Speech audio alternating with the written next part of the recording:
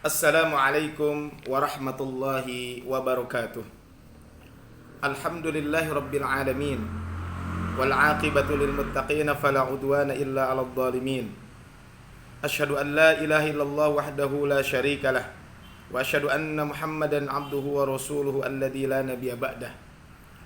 Qala Allah ta'ala fil Qur'anil Karim, a'udzu billahi minasy syaithanir rajim. Wa may yu'azzim sya'airallahi fa innaha min taqwal qulub. Hadirin kaum muslimin yang dirahmati Allah Subhanahu wa taala. Alhamdulillah di sore hari ini kita semuanya bisa bertemu kembali, berkumpul kembali di dalam acara kajian kitab Riyadhus Shalihin yang diselenggarakan oleh PKS TV Bandung setiap hari Rabu jam 16.30 sampai selesai. Dan insya Allah di hari ini kita semuanya akan melanjutkan pembahasan tentang kitab Riyadhus Shalihin min kalami Sayyidil Mursalin di bab ke-43. Bismillahirrahmanirrahim.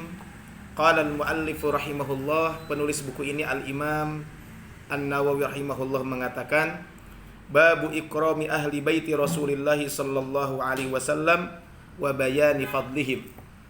Bab yang membahas tentang memuliakan keluarga Rasul sallallahu alaihi wasallam dan penjelasan tentang keutamaan ahlul bait Rasul sallallahu alaihi wasallam. Kaum muslimin rahmatan Allah Subhanahu wa taala, di dalam bab ini Al-Imam An-Nawawi rahimahullah menyebutkan tentang bab keutamaan keluarga Rasul sallallahu alaihi wasallam dan bab tentang memuliakan keluarga Rasul sallallahu alaihi wasallam. Kalau kita berbicara tentang keluarga Rasul sallallahu alaihi wasallam dan keluarga para nabi secara umum, terbagi dua. Yang pertama adalah ada keluarga Rasul sallallahu alaihi wasallam dan keluarga nabi yang lain tentunya, yang mereka termasuk orang-orang kafir. Dan ternyata keluarga Rasul sallallahu alaihi wasallam juga ada yang memang mereka orang kafir. Mereka bukanlah keluarga Nabi SAW, walaupun memang secara nasab itu kerabat dekat beliau. Tetapi yang dimaksud dengan keluarga di dalam pembahasan ini adalah mereka adalah orang-orang yang beriman. Secara nasab memang mereka kerabat, tetapi mereka bukan keluarga Nabi sallallahu alaihi wasallam. Sebagaimana Allah Subhanahu wa taala berfirman kepada Nabi Nuh alaihi salatu wassalam ketika ia mengadu kepada Allah Subhanahu wa taala, "Rabbi inna ibni min ahli."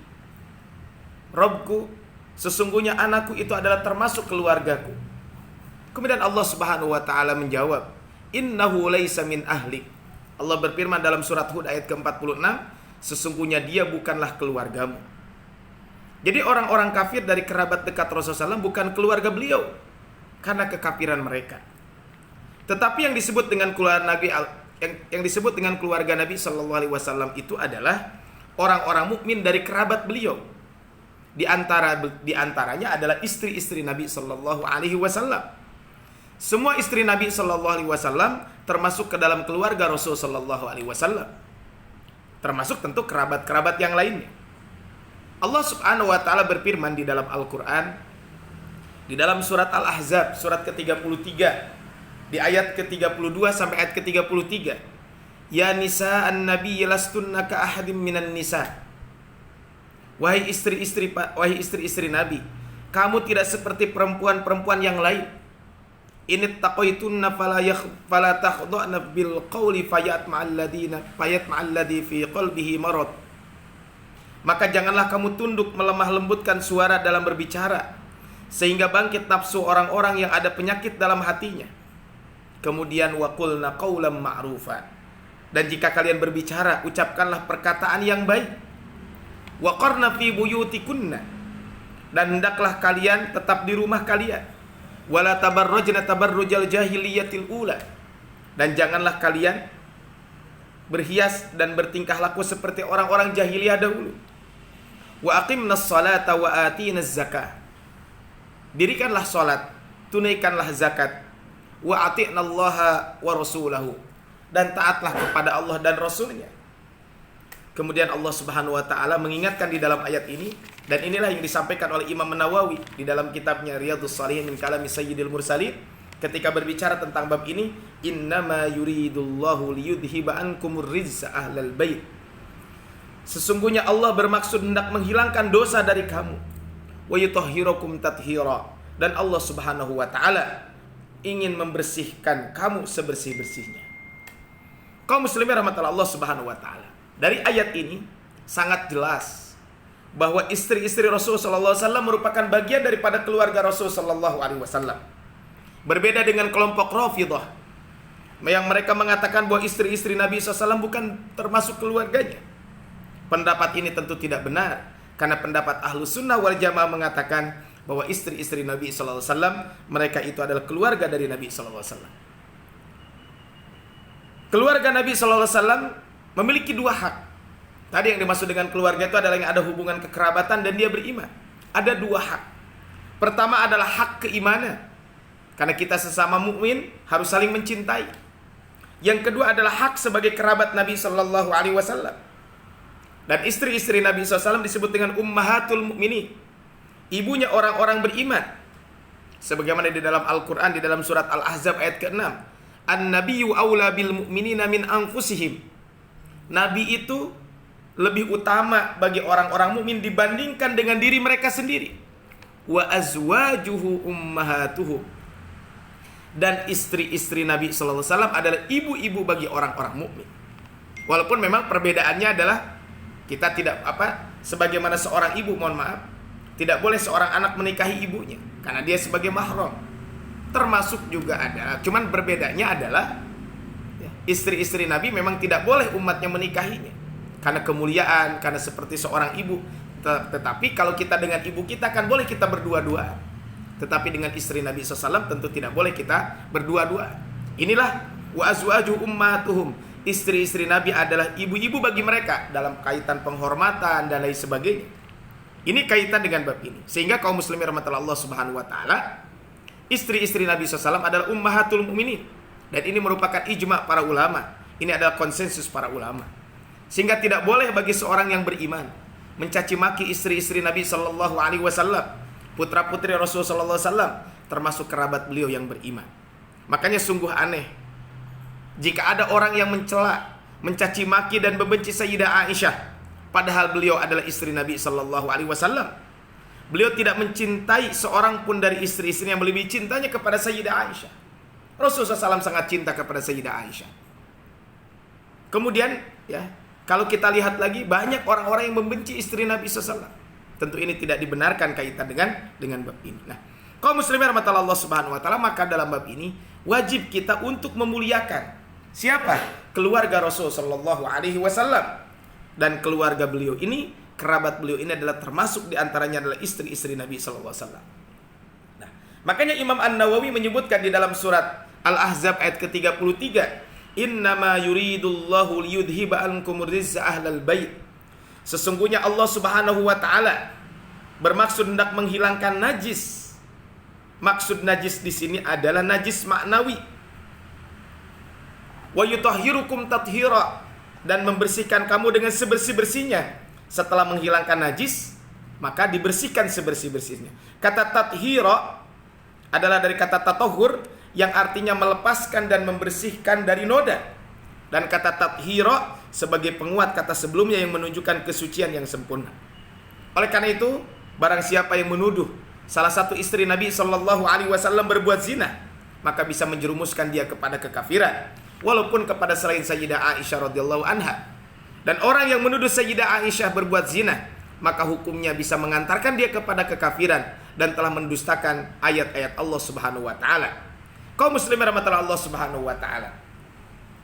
Nah, kalau kita berbicara tentang ini, kemudian apa? Inilah menunjukkan bagaimana ayat Al-Quran ingin memberikan penjelasan kepada kita semuanya.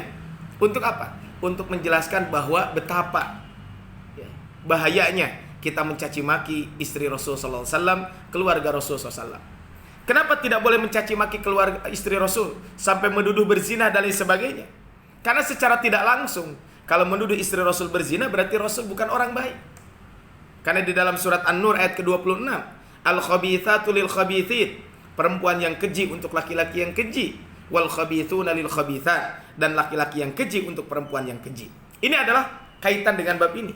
Sehingga barang siapa menuduh salah satu istri Nabi SAW berzina, berarti dia juga telah menuduh berbuat keji kepada Rasulullah SAW. Kemudian yang kedua, Imam Nawawi menyebutkan di dalam kitabnya Riyadhus Shalihin min kalami Sayyidil Mursalin tentang keluarga Rasulullah SAW, apa memuliakan keluarga Rasul dan menunjukkan tentang keutamaannya.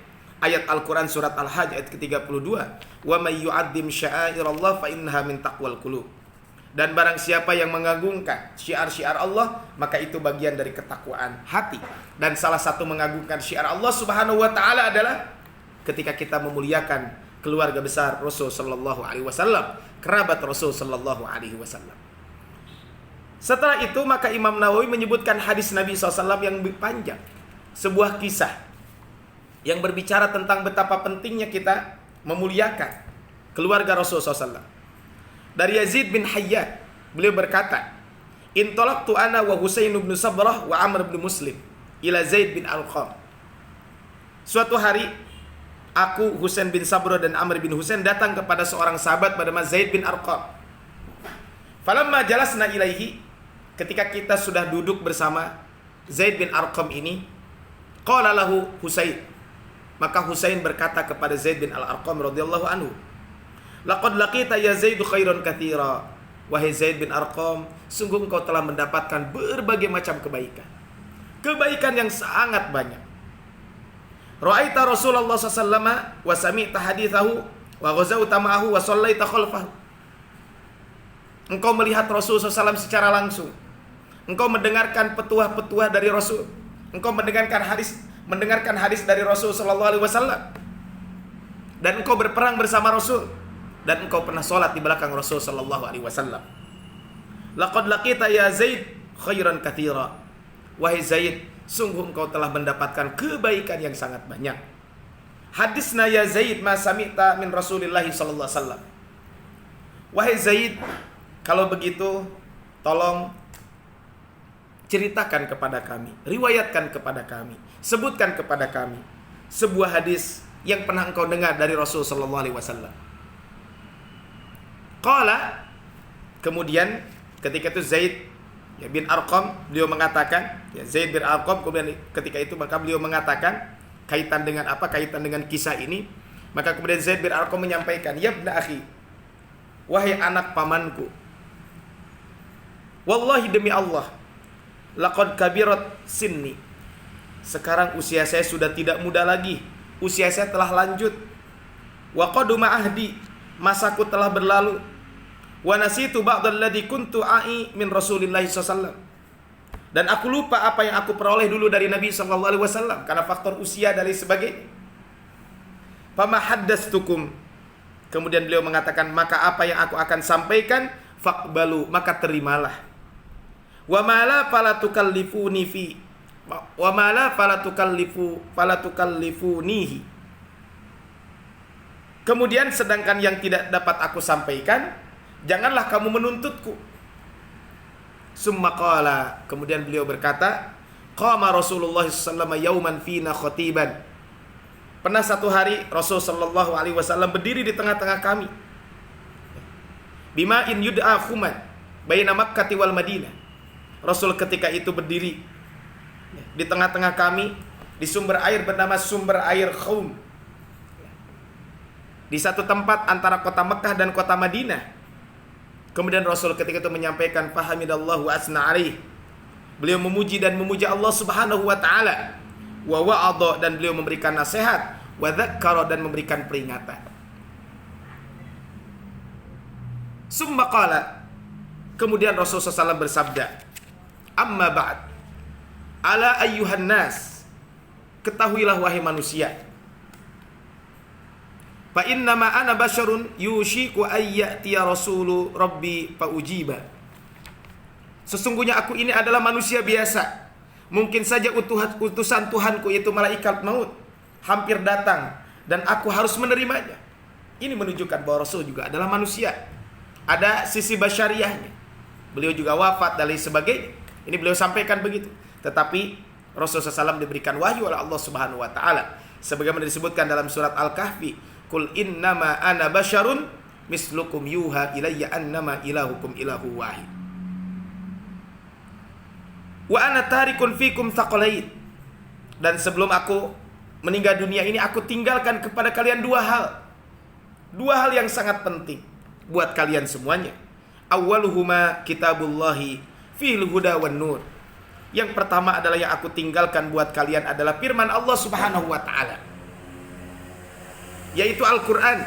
Yang mana Al-Qur'an itu di situ ada petunjuk, Al-Qur'an di situ ada cahaya. Ini menunjukkan bahwa betapa pentingnya Al-Qur'an buat kita semuanya. Dan tentu sebentar lagi kita akan menghadapi bulan Ramadan. Maka jangan lupa interaksi kita dengan Al-Qur'an.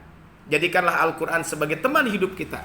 Kita baca, kemudian jadikanlah Al-Qur'an kita tadaburi, dan ujung-ujungnya kita amalkan kaitan dengan Al-Quran ini, dan tentu kita dakwahkan kepada orang lain.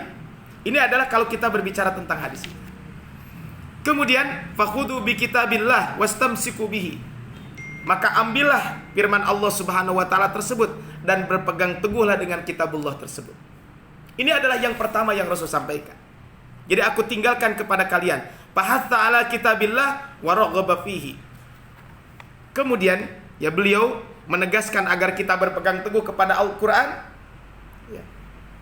dan kita semuanya adalah harus berpegang teguh kepada Al-Quran, dan Rasul memberikan motivasi supaya kita terus berpegang teguh kepada Al-Quran. Ini adalah wasiat pertama yang Rasul sampaikan, bahwa kita disuruh untuk apa? Untuk selalu berpegang teguh kepada Al-Quran, karena ini adalah petunjuk. Al-Quran ini adalah cahaya buat kita semuanya, sehingga siapapun yang ingin selamat, maka hendaklah dia berinteraksi dengan Al-Quran, berpegang teguh kepada nilai-nilai Al-Quran.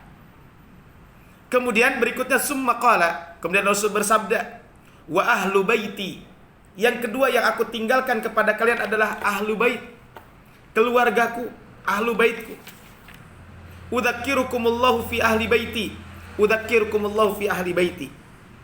Maka kata beliau, Rasul sampai mengulang-ulang, aku memperingatkan kalian kepada Allah tentang ahli baitku, dan aku peringatkan kepada kalian tentang ahlul baitku. Ini menunjukkan bahwa bagaimana Rasul mewasiatkan kepada kita untuk memuliakan ahlul bait Rasul sallallahu alaihi wasallam. Faqala lahu Husain, kemudian Husain berkata, "Wa man ahlu baitihi ya Zaid?" Setelah itu maka Husain bertanya kepada Zaid bin Arqam, "Wahai Zaid bin Arqam, siapakah yang dimaksud dengan ahlul bait Rasul sallallahu alaihi wasallam?" Kemudian, alaysa nisa'uhu min ahli baitihi? Bukankah istri-istri Nabi SAW merupakan ahlul baitnya? Ini adalah pertanyaan yang disampaikan oleh Husain. Kepada siapa? Kepada Zaid bin Al-Arqam. Qala, kemudian Zaid bin Al-Arqam berkata, nisa'uhu min ahli baitihi, nisa'uhu min ahli baitihi, walakin ahlu baitihi man hurima sadaqata ba'dahu. Istri-istri Nabi termasuk ahlul bait, tetapi ahlul bait yang dimaksudkan adalah orang-orang yang diharamkan menerima sedekah setelah beliau wafat. Ini adalah kalau kita berbicara tentang ahlul bait. Jadi memang kalau kita lihat di sini, ahlul bait Rasulullah SAW adalah istri-istrinya. Walaupun di dalam hadis ini ditekankan bahwa ahlul bait Rasulullah SAW adalah mereka yang diharamkan untuk menerima sedekah. Ini adalah ahlul bait Rasulullah SAW. Kenapa gitu ya? Karena di dalam keluarga Muhammad memiliki keistimewaan tersendiri yang dimiliki yang tidak dimiliki oleh yang lain. Sepertinya mereka adalah mendapatkan hak pai, harta yang didapat dari musuh karena menyerah, yang ada khusus buat keluarga Rasul sallallahu alaihi wasallam. Wa'lamu anna ma ghanimtum min syai'in fa anna lillahi khumsahu walirrasuli walidil qurba. Ketahuilah sesungguhnya segala sesuatu yang kamu peroleh sebagai rampasan perang, maka untuk Allah 1/5, Rasulnya dan kerabat Rasul sallallahu alaihi wasallam. Yaitu kerabat Rasul, mereka memiliki keluhuran, memiliki kehormatan, kemuliaan, maka mereka tidak boleh menerima harta sedekah dan tidak pula menerima harta wajib zakat yang sifatnya wajib, karena semua itu adalah kotoran manusia. Khudh min amwalihim shadaqatan tutahhiruhum. Ambillah zakat dari harta mereka guna membersihkan dan mensucikan mereka. Mereka tidak layak untuk memakan makanan sedekah. Mereka lebih tinggi dan mulia dari sekadar dihalalkan sedekah untuk mereka. Tetapi mereka mendapatkan gantinya, yaitu 1/5 dari harta rampasan perang. Maka kemudian Zaid bin Arqam Setelah itu tadi disebutkan dalam kisah tersebut, maka ketika itu Rasulullah SAW memberikan wasiat kepada siapa? Kepada kita semuanya untuk berbuat baik kepada kerabat Rasulullah SAW. Kemudian berikutnya adalah qala wa manhum. Siapa yang dimaksudkan ahlul bait itu?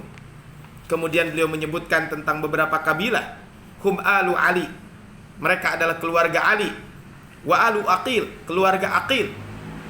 Wa alu Ja'far, keluarga Ja'far. Wa alu Abbas, dan keluarga Abbas. Qala akullu haula'i hurimas sadaqah. Apakah semuanya kerabat Nabi SAW tersebut diharamkan untuk menerima sedekah? Qala na'am. Iya. Rawahu Muslim, hadis riwayat Imam Muslim. Wa fi riwayatin, dalam riwayat lain mengatakan, ala wa inni tarikun fikum tsaqalain.